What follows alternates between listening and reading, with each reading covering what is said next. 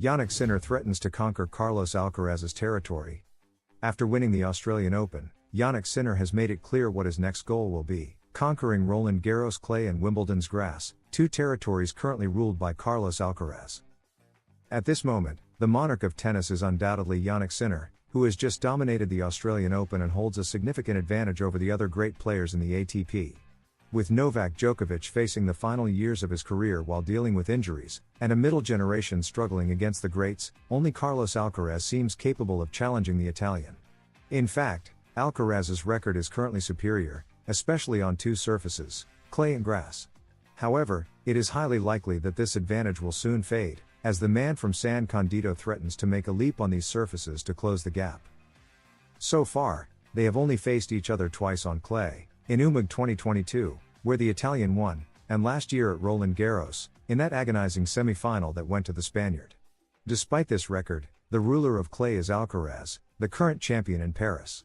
The same is true for grass, where they've only met at Wimbledon 2022, a match Sinner won, but that was Alcaraz's last defeat at the All England Club, where he has been crowned champion twice in a row.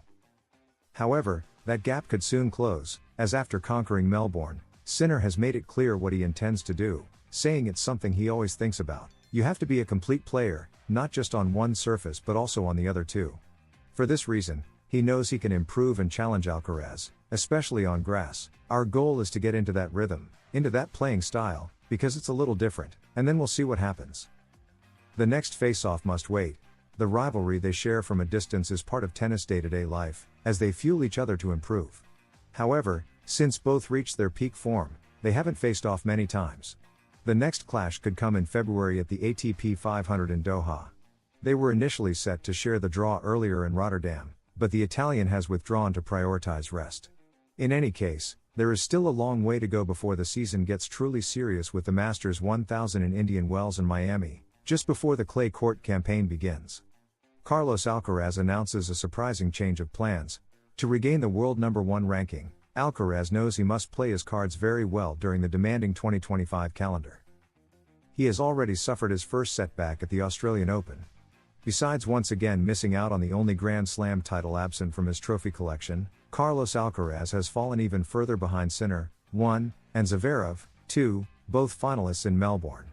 This has led to an unexpected and surprising change in his roadmap to reclaim the top spot in the ATP rankings. Thus, Alcaraz and his team have decided to make a sharp turn in their calendar for the latter part of the year.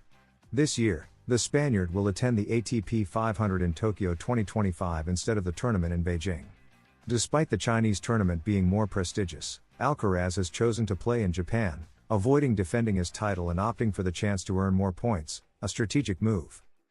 And speaking of points, in February, both Alcaraz and the other top players will need to bring out their calculators early due to their tight schedules. Starting with the current world #1, Jannik Sinner, he will defend a total of 500 points. Having decided not to attend Rotterdam, where he was the defending champion, it appears he will reappear, barring any last-minute setbacks, at the ATP 500 in Doha. This decision will cost him 500 points, but the 3,695-point gap between him and Zverev allows him this luxury. Meanwhile, the German will defend just 100 points next month. Buenos Aires and Rio de Janeiro are two excellent opportunities to close the gap with the Italian, although the surface change could pose a challenge. Alcaraz will also defend only 100 points. The Spaniard reached the semifinals in Buenos Aires last year but will not travel to South America this year. Instead, he will play in Rotterdam, where he is the top seed following Sinner's withdrawal. Finally, Novak Djokovic will be the big winner of February if he competes in any tournament. At the very least, he won't lose a single point this month since he didn't play any tournaments last year. For now, the Serbian is registered to participate in the tournament in Doha, but everything remains uncertain due to the injury he sustained at the Australian Open.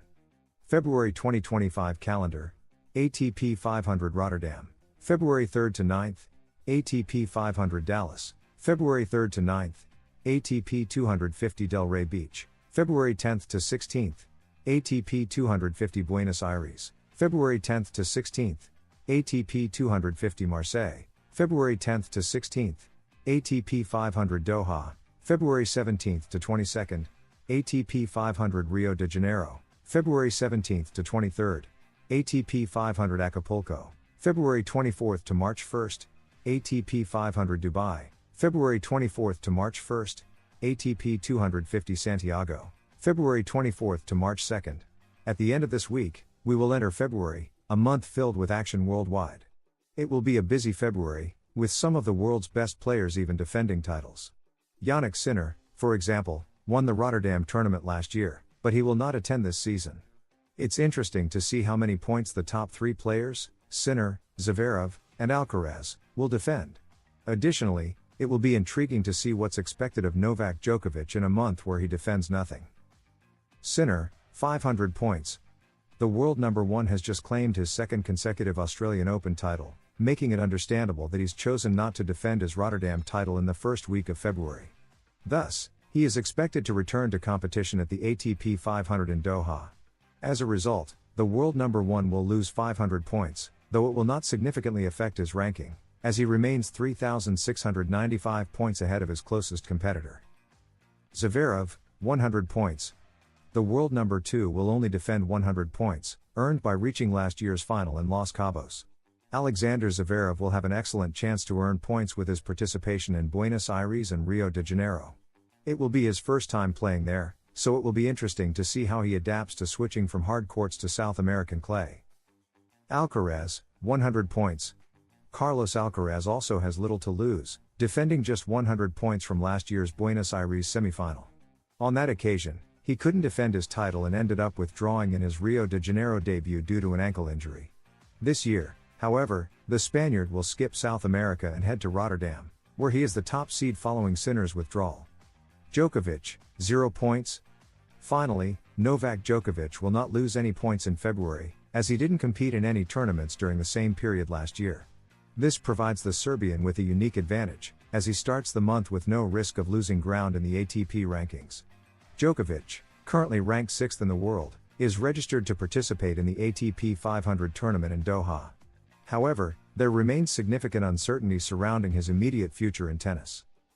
The injury he sustained during the Australian Open semifinals has raised questions about his ability to return to competitive form so quickly. While his participation in Doha would be an excellent opportunity to test his recovery and gain valuable ranking points, his team may prioritize ensuring he fully heals to avoid aggravating the issue. Djokovic is known for his resilience and ability to bounce back from adversity, and fans around the world are eagerly awaiting updates on his condition. Should he manage to compete in Doha, it could serve as a strong momentum builder for the Serbian ahead of the demanding March schedule, which includes the prestigious Masters 1000 events in Indian Wells and Miami. Whether or not he returns in February, Djokovic's journey back to top form will be one of the most closely watched storylines of the season. If you like this video, don't forget to subscribe and leave a like, because here, at Tennis Zone, we are dedicated to offering the best content for the best audience. We provide in-depth analysis, exclusive interviews, and comprehensive coverage of everything related to the world of tennis. Join our community and be part of the excitement of the tournaments with us. Additionally, at Tennis Zone, we strive to deliver up-to-date, high-quality content about players, tournaments, strategies, and the most relevant events in the world of tennis.